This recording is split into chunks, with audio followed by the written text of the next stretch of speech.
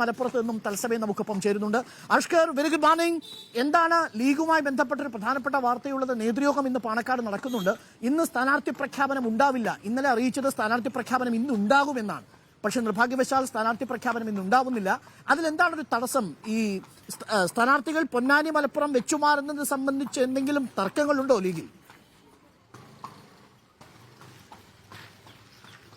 അരുൺ, ഇപ്പോൾ മൊത്തത്തിലൊരു ആശയക്കുഴപ്പത്തിലാണ് മുസ്ലിം ലീഗ് നേതൃത്വമുള്ളത് എന്ന് വേണമെങ്കിൽ പറയാം. കാരണം നേരത്തെ 2 സീറ്റ് ആയതുകൊണ്ട് തന്നെ മലപ്പുറത്തും പൊന്നാനിയിലും സിറ്റിംഗ് എംപിമാർ മത്സരിക്കുക, അതിൽ മണ്ഡലം വെച്ചുമാറണോ എന്ന കാര്യത്തിൽ മാത്രമായിരുന്നു ലീഗ് നേതൃത്വത്തിന് ആശങ്കകൾ ഉണ്ടായിരുന്നത്. പക്ഷേ ഇപ്പോൾ കൂടുതൽ പേർ സീറ്റ് ആവശ്യമായി രംഗത്തെത്തിയിരിക്കുന്നു എന്നുള്ളതാണ് ഈ നിമിഷത്തിൽ ഏറ്റവും പ്രധാനപ്പെട്ട കാര്യം.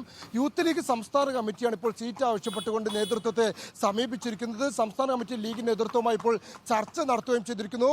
യൂത്ത് ലീഗിന്റെ സംസ്ഥാന സെക്രട്ടറി ആയിട്ടുള്ള PK ഫിറോസിനെ പരിഗണിക്കണമെന്നാണ് ആവശ്യം. ഒന്നുകിൽ രാജ്യസഭയിലേക്കോ അല്ലെങ്കിൽ നിലവിലെ സിറ്റിംഗ് എംപിമാർ ആരെങ്കിലും രാജ്യസഭയിലേക്ക് പോകുകയാണെങ്കിൽ പകരം അവിടേക്ക്, ഉദാഹരണത്തിന് പൊന്നാനിയിലോ ഇല്ലെങ്കിൽ മലപ്പുറത്തോ PK ഫിറോസിനെ പരിഗണിക്കണം എന്നതടക്കമുള്ള ആവശ്യമാണ് ഇപ്പോൾ യൂത്ത് ലീഗ് സംസ്ഥാന കമ്മിറ്റി നേതൃത്വത്തിന് മുമ്പാകെ വെച്ചിരിക്കുന്നത്.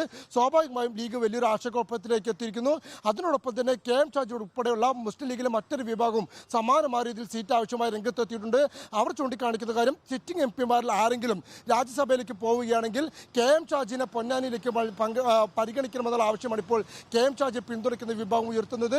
ഇത്തരത്തിൽ വ്യത്യസ്ത അഭിപ്രായങ്ങൾ ഉയർന്നു വന്നതോടെ തന്നെ ലീഗിന്റെ സ്ഥാനാർത്ഥി നിർണ്ണയം ഇപ്പോൾ ഒരു അനിശ്ചിതത്വത്തിലേക്ക് പോയിരിക്കുന്നു. സ്വാഭാവികമായും PMA സലാം അടക്കമുള്ളവരെ മുസ്ലിം ലീഗ് നേതൃത്വം രാജ്യസഭയിലേക്ക് അയക്കാൻ പരിഗണിക്കുന്നുണ്ട്. അതിന് വലിയ പിന്തുണയും പാർട്ടി ലഭിച്ചിരുന്നു. പക്ഷേ അവസാന നിമിഷത്തേക്ക് പോകുമ്പോൾ വീണ്ടും ചിത്രങ്ങൾ മാറി മറിയുന്ന ഒരു സാഹചര്യമാണുള്ളത്. ആരെ എവിടെ നിശ്ചയിക്കണം എന്നുള്ള കാര്യത്തിൽ ഇപ്പോഴും ഒരു ധാരണയിലേക്ക് എത്താൻ ലീഗ് നേതൃത്വത്തിന് സാധിച്ചിട്ടുമില്ല. മാത്രമല്ല, കോൺഗ്രസിൽ നിന്നുള്ള രാജ്യസഭാ സീറ്റിന്റെ ഉറപ്പ് ലഭിച്ചെങ്കിൽ പോലും ലീഗിന് ഇപ്പോഴും ചില അവിശ്വസനീയതകൾ ബാക്കി നിൽക്കുന്നു. കോൺഗ്രസ് കാലുവാരുമോ ഇല്ലെങ്കിൽ കളം മാറ്റുമോ എന്നുള്ള ആശങ്ക അടക്കം ഇപ്പോഴും ലീഗ് നേതൃത്വത്തിനുണ്ട്. അതുകൊണ്ട് തന്നെയാണ് ഇന്ന് പ്രഖ്യാപിക്കാനിരുന്ന സ്ഥാനാർത്ഥി പ്രഖ്യാപനം നാളേക്ക് മാറ്റിവെക്കുന്ന ഒരു സാഹചര്യം ഉണ്ടായത്. എന്തായാലും അല്പസമയത്തിനകം തന്നെ മുസ്ലിം ലീഗ് നേതാക്കൾ പരസ്പരം ഇന്ന് പാണക്കാട് വെച്ച് കൂടിക്കാഴ്ച നടത്തുന്നുണ്ട്.